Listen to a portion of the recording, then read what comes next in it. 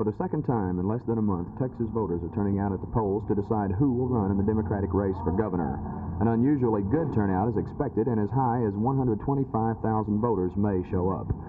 One of the two issues being decided today is a Democratic candidate to face Republican Paul Eggers in the November 5th general election. The two nominees are Lieutenant Governor Preston Smith and Houston Attorney Don Yarbrough. Since the May 4th primary election, both men have been campaigning vigorously, and most observers are giving a slight edge to Smith, although Yarbrough led in the primary 419,003 to 389,564. Yarbrough is a liberal, while Smith is a conservative. Another hotly contested race is for the unexpired House term of Representative John Field. Field died in February, and Governor John Connally called a special election for today to fill his seat. The two men vying for that position are Republican John Lawrence and Democrat Doug Bergman. Since the primary election, the contest has been in the courts, although no action has been taken. Lawrence filed for an injunction to stop the election, saying he thought Connally called the election on the same date as the runoff to aid Bergman. It is expected that Lawrence will again file a suit, but there is no chance of stopping the election. However, if the courts rule in his favor at a later date, the results of today's election may be canceled. Today's election is similar to the primary May 4th with one exception. There is no Republican runoff, since all that party's candidates were chosen by majorities. Only those having Democrat stamped on their registration receipts or showing no party affiliation may vote in today's election. The polls close shortly, and Channel 8 News will have complete election returns on tonight's news following the Saturday night movie. Mike Moss, Channel 8 News.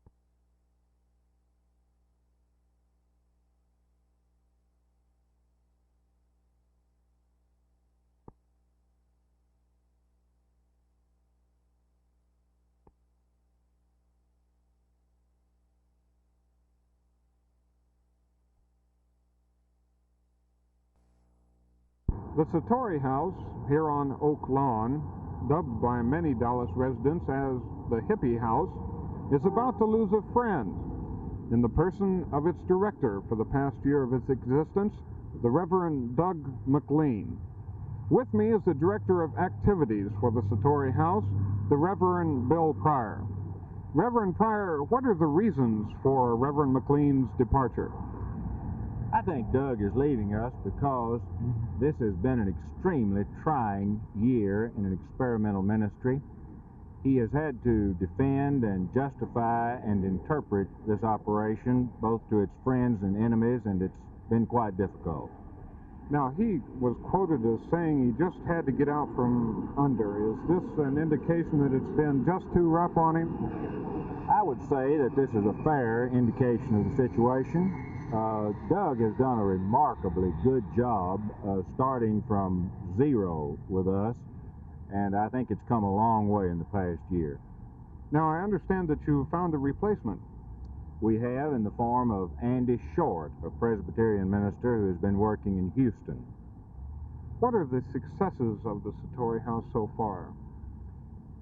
I would say the major success of this Satori House is the very fact that it's here, that the church has been willing to involve itself in a rather difficult ministry to a group that are not normally touched by the church. Regardless of how many residents of this area may feel, the Satori House is just not going to fade away.